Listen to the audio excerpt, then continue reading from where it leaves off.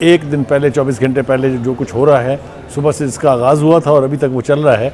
मैं और रेहान जब आ रहे थे प्रोग्राम करने के लिए स्टूडियोज़ में, तो उससे पहले जो खबर आई थी हाफिज़ हमदुल्ला की, ये भी एक बड़ी ही तकलीफ़देह खबर है। टारगेट जो है वो JUI है। अभी तक कौन लोग इसको टारगेट किए हुए हैं, इसको मेरे ख्याल से बताने की ज़रूरत नहीं है। सब इसी सिलसिले में मौलाना फजल रहमान साहब जो हैं वो काबुल तशरीफ़ ले गए थे, ताकि उनसे ये गारंटी ली जाए या ये एश्योरिटी ली जाए कि इलेक्शन को पुरअमन होने दीजिए, उसमें कोई हंगामा खेजी नहीं होनी चाहिए।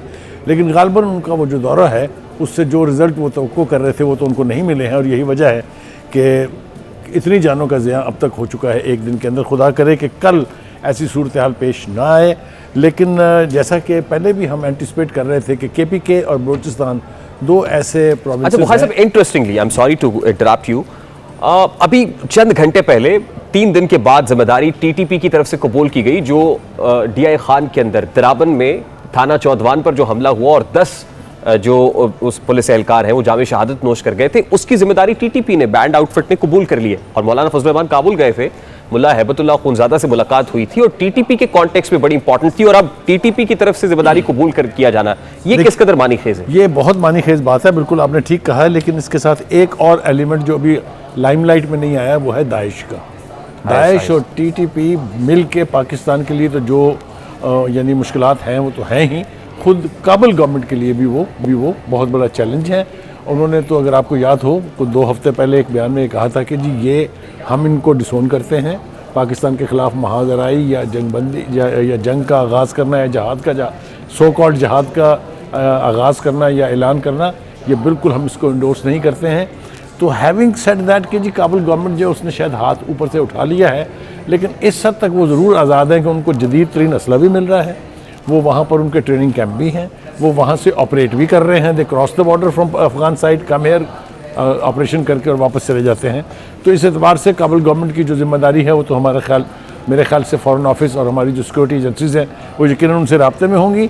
लेकिन जिस बात का मुझे खदशा है वो ये कि बात अगर इससे आगे बढ़ेगी तो फिर प्रॉब्लम होगा। और ये कहना कि ये सिर्फ बलूचिस्तान की हद तक महदूद रहेगा, मेरे ख्याल से ये मुनासिब नहीं है।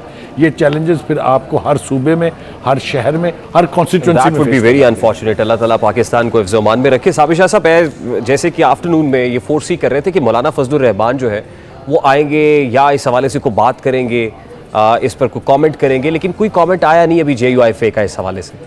रेहान, मैं हैरान हूँ कि फजल रहमान साहब ने कोई ऐसी हरकत भी नहीं की या कोई ऐसी तकरीर भी नहीं की जो उन लोगों के ख़िलाफ़ हो। कोई मिलिटेंट आउटफिट ही है जी, तालिबान गालिबन है, क्या है? जी TTP है, TTP, कि उन पे अटैक हो। लेकिन इलेक्शन से पहले ये बलूचिस्तान में होता आया है। देखिए 2013 में 16 अप्रैल former chief minister Balochistan Sanaullah Zehri के कॉन्वॉय पे हमला हुआ था। ये उस वक़्त पाकिस्तान मुस्लिम लीग के ज़िलाई सदर भी थे, बेटा, भांजा और एक भाई गालिबन जान से चले गए थे। इलेक्शन फिर भी हुआ, ANP बलोर फैमिली के साथ हुआ, और उस वक़्त BLA ने रिस्पॉन्सिबिलिटी एक्सेप्ट की थी, बलूचिस्तान लिबरेशन आर्मी ने। Very unfortunate, ironic. लेकिन मेरा ख्याल है कि हमें अभी ये डेवलपिंग स्टोरी है, डिटेल्स आएंगी कि ऐसा हुआ क्यों, क्या उन्हें दूर रखा जा रहा है किसी गवर्नमेंट मेकिंग। मतलब जो अलार्मिंग है या कंसर्न फॉर मी है वो ये कि जमीयत उलमा इस्लाम फेयर टारगेट पे है, और मौलाना फजल रहमान बहुत देर पहले ये इंदिया दे चुके थे कि हमें कैंपेनिंग नहीं करने दी जा रही, हम जलसे और रैलियां नहीं कर सकते हैं। बलूचिस्तान में तो उनकी पोजीशन बहुत मजबूत है, हाफिज़ हमदुल्ला की भी, उनकी भी, और प्रोविंशियल असम्बलीज़ में भी बाकायदा गवर्नमेंट बनाने की पोजीशन में नज़र आते थे कल परसों तक। तो शायद कोई ऐसी चीज़ है जो ये चाह रही है कि ये बॉयकॉट कर दें, कोई ऐसा नुकसान हो जाए कि गवर्नमेंट जो बननी है उसके अंदर इनका हिस्सा ना हो। गालिबन को इस किस्म की इंटेंशन है।